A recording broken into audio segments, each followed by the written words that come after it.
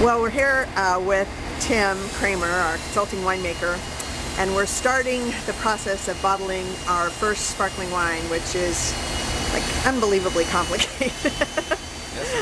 And so I thought I'd have asked Tim to give us just a quick explanation of what we're going to do today, what the status is of our sparkling, and kind of what's going to happen today.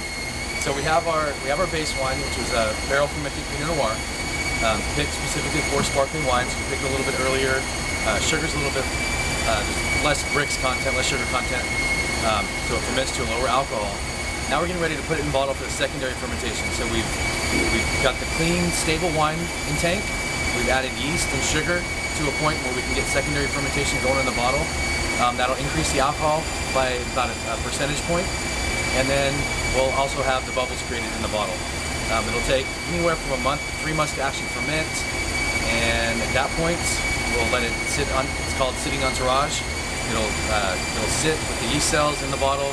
Once it stabilizes, we'll disgorge it, pop out the plug of yeast and sediment, sweeten it to the desired point, and it'll be available for drinking. So you're going to have to put a little bit of yeast in each bottle as it goes through the bottling process? Is that what's going to happen, or we're doing that ahead of time? We actually mixed it ahead of time in the entire batch, small batches at a time, with the sugar, so the yeast can get going, feeding on the sugar just a little bit and populate, multiply. So when it goes in the bottle, we have hearty yeast going in there and eat up all that sugar in the bottle. Okay, and then we're not putting corks in, we're putting bottle caps on, like Coke bottle caps. Yeah, like Coke bottle caps, beer caps, whatever. It's called a crown cap. Yeah.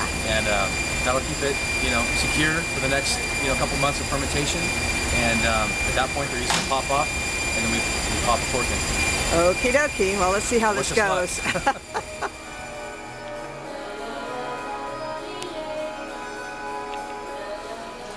It would make sense if the yeast could handle it. We would just be tossing it in there into the medium, but it's a very hostile medium for them to survive, and they're not happy. So we want to kind of cajole them into doing the right thing for us. So you're acclimating the yeast to the alcohol. To the alcohol and the sugar. Okay, so they've just mixed up the wine with the sugar and the yeast. Now we're going to put it back into the first 100-gallon barrel here, or container. Yeah, no. It's nerve-wracking. You sure? Yeah. Oh, no!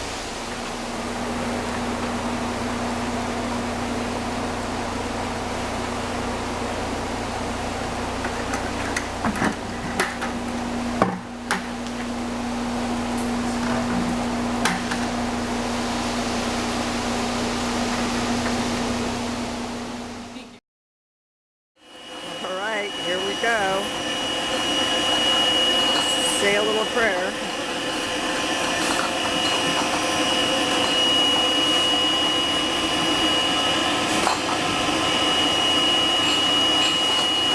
Doing this really slow.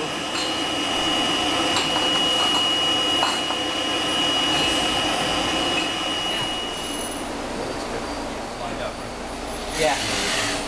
This is a bottle capper. We have to put bottle caps on these to begin with.